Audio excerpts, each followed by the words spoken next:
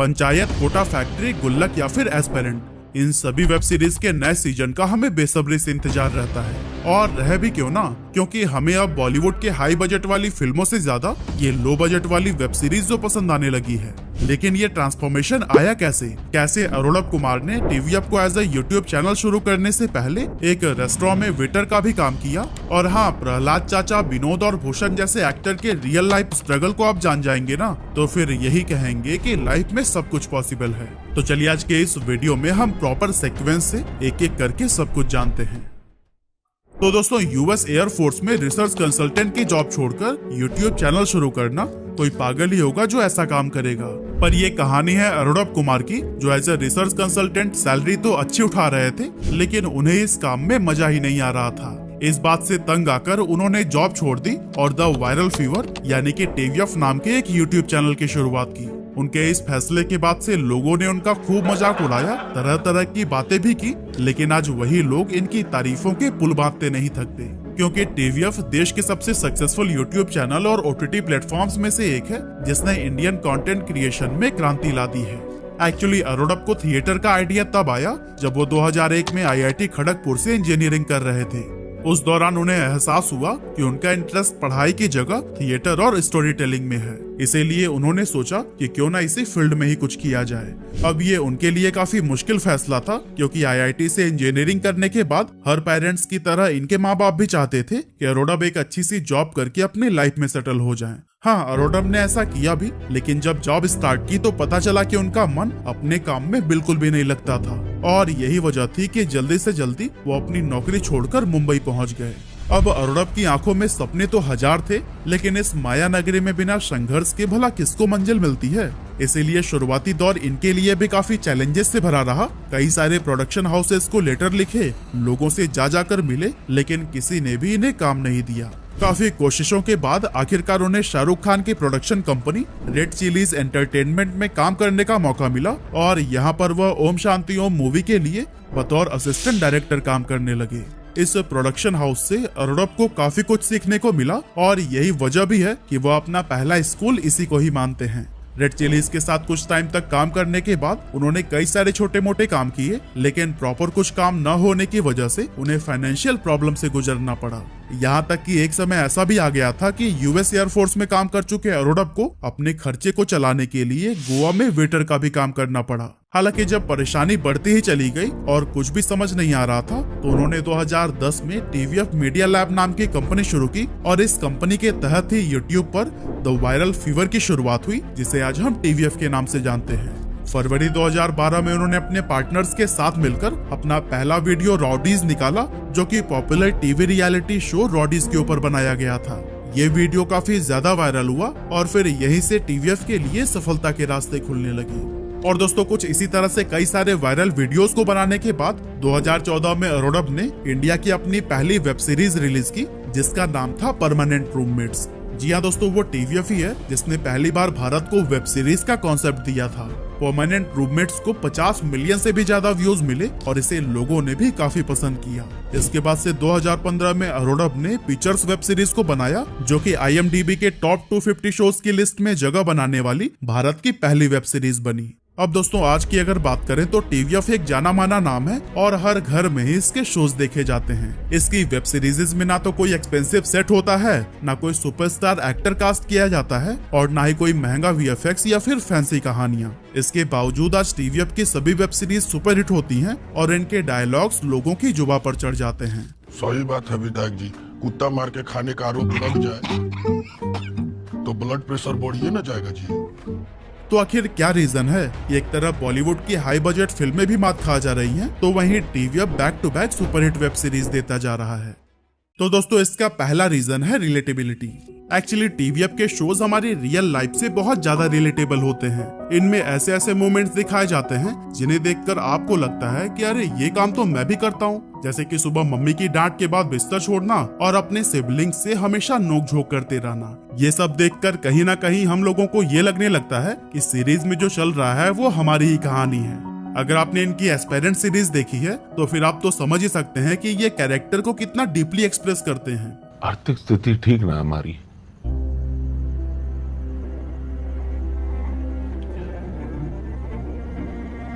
रोटी के बारे में सोचूं बापू की कि कोचिंग के बारे में सोचूं, यह हालत है। एक्चुअली इसमें 3 दोस्तों की कहानी दिखाई गई है जो यूपीएससी पास करने का सपना लेकर दिल्ली के राजेंद्र नगर इलाके में कोचिंग कर रहे हैं। तीनों दोस्तों के अपने कमरे का संघर्ष, अपने एग्जाम की चिंता और देश की सेवा, हर उस स्टोरी को इतने बेहतरीन ढंग से एक्सप्रेस किया गया है कि रियल लाइफ एस्पिरेंट्स भी इससे रिलेट कर पाते हैं और ये उन्हें खुद की कहानी लगती है। इसके अलावा अगर आप शहर में पले बड़े हैं और कभी कभार ही छुट्टियों में गांव की तरफ जाना होता है तो फिर आप पंचायत के सचिव जी यानी कि अभिषेक त्रिपाठी की लाइफ से रिलेट कर सकते हैं कि गांव के लोगों के साथ एडजस्ट करने में क्या क्या परेशानी आती हैं, कैसे गर्मी की रात में बिजली चली जाती है और मच्छर सोना हराम कर देते हैं। पंचायत सीरीज देखने के बाद कुछ लोगों का तो ये भी कहना है कि मानो ये मेरी ही ग्राम पंचायत की कहानी लीक हो गई हो। और दोस्तों इसी बात से ही आप अंदाजा लगा सकते हैं कि लोग टीवीएफ की सीरीज से कितना ज्यादा रिलेट कर पाते हैं। टीवीएफ की खास बात यह है कि ये लोग एवरीडे सिचुएशन को कैप्चर करते हैं और रियल इमोशंस को ऐड करने की कोशिश करते हैं। हम ये नहीं कह रहे कि आप शादी कर लीजिए, लेकिन जब भी कीजिएगा ना सर, सोच समझ के कीजिएगा। सलाह कुंडली मिले ना मिले, विचारों का मिलना बहुत जरूरी होता है। और इसी चीज का ही तड़का बॉलीवुड वाले अपने फिल्मों में लगाने से चूक जाते हैं। बॉलीवुड में तो ऐसी अनरियलिस्टिक स्टोरी दिखाई जाती है कि ऑडियंस सोचने पर मजबूर हो जाए कि ऐसी सोसाइटी कहीं एग्जिस्ट करती भी है क्या। जैसे कि एग्जाम में पास होने पर दोस्तों के साथ पूल पार्टी एंजॉय की जाती है, स्टूडेंट के 6 पैक एप्स होते हैं, पोर्श गाड़ी से स्टूडेंट लग्जरी कैंपस में एंटर करते हैं और लड़कियां उन्हें मधुमक्खी की तरह घेर कर रखती हैं। जबकि रियल लाइफ स्टूडेंट पर पढ़ाई का इतना बर्डन होता है कि 6 पैक एप्स तो सिर्फ वो अपने सपने में ही देख सकता है। अगर एग्जाम में अच्छे मार्क्स आ गए तो फिर दोस्तों के साथ स्ट्रीट फूड खाकर हम सेलिब्रेट कर लेते हैं, या फिर बहुत ज्यादा कुछ अचीव कर लिया तो फिर पड़ोस के 2-4 घरों में मिठाइयां बांट देते हैं।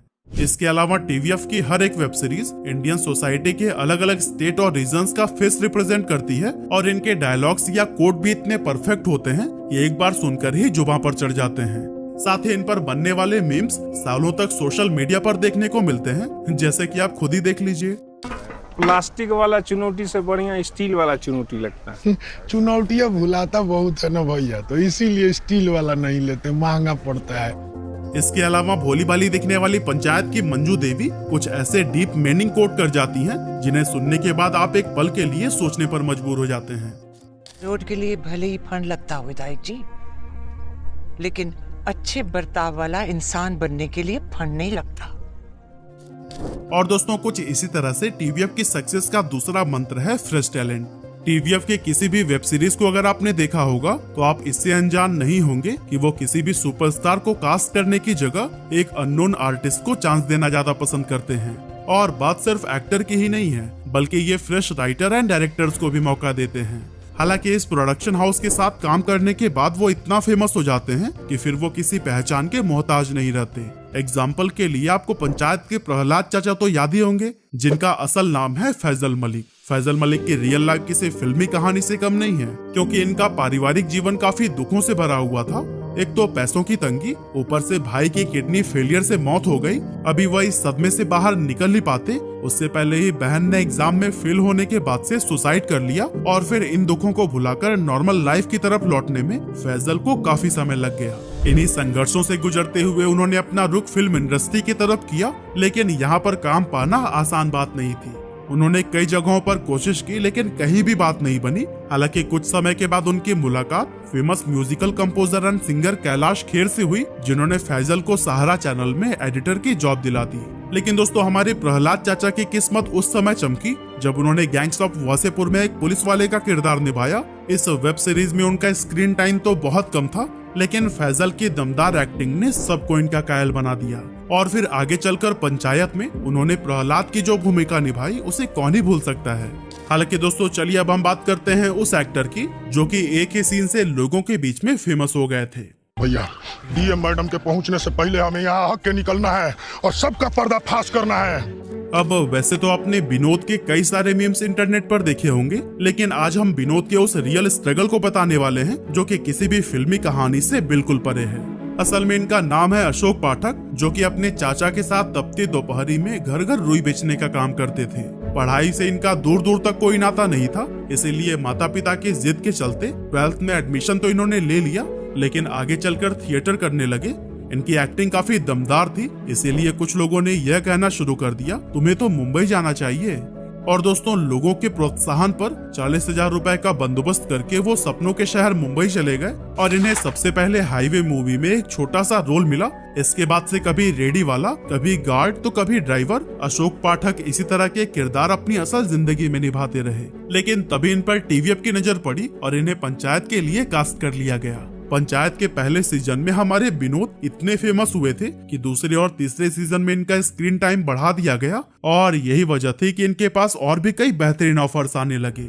रिसेंटली 2024 में फ्रांस के कैन सिटी में अशोक पाठक को भी बुलाया गया था, जहां इनकी मूवी सिस्टर मिडनाइट की स्क्रीनिंग की गई, जिसमें राधिका आप्टे भी हैं। और इस मूवी की स्क्रीनिंग लोगों को इतनी पसंद आई कि वहां 10 मिनट तक उन्हें स्टैंडिंग ओवेशन मिला। और दोस्तों, कुछ ऐसा स्ट्रगल रहा है दुर्गेश कुमार का, जिन्हें आपने पंचायत में भूषण के रूप में देखा है। कई सारी फिल्में जैसे कि सुल्तान, हाईवे और फिरकी अली जैसी मूवीज में कई सारे छोटे मोटे किरदार निभाने के बाद भी उन्हें वो पहचान नहीं मिल सकी कि ऑफर खुद चल के उनके पास आ सके। कई बार तो ऐसे मौके भी आए जब इन्हें रोल के लिए कास्टिंग डायरेक्टर के पैरों में गिरना पड़ा। यह सब देखकर इनके दोस्त भी परेशान हो जाते थे कि ये सब क्या कर रहा है। पर आपको तो पता ही है कि जीवन जीने के लिए पैसों की जरूरत होती है और उसे पाने के लिए इंसान किस हद तक जा सकता है, ये तो सिर्फ वही जानता है। इस तरह के कई सारे ऐसे राइटर्स या एक्टर्स जिन्होंने सैकड़ों रिजेक्शंस देखे हैं, लेकिन उनके टैलेंट की कदर सिर्फ टीवीएफ ने की है। और यहीं से कई सारे ऐसे चेहरे पॉपुलर हुए हैं जिन्हें पहले कोई नहीं जानता था।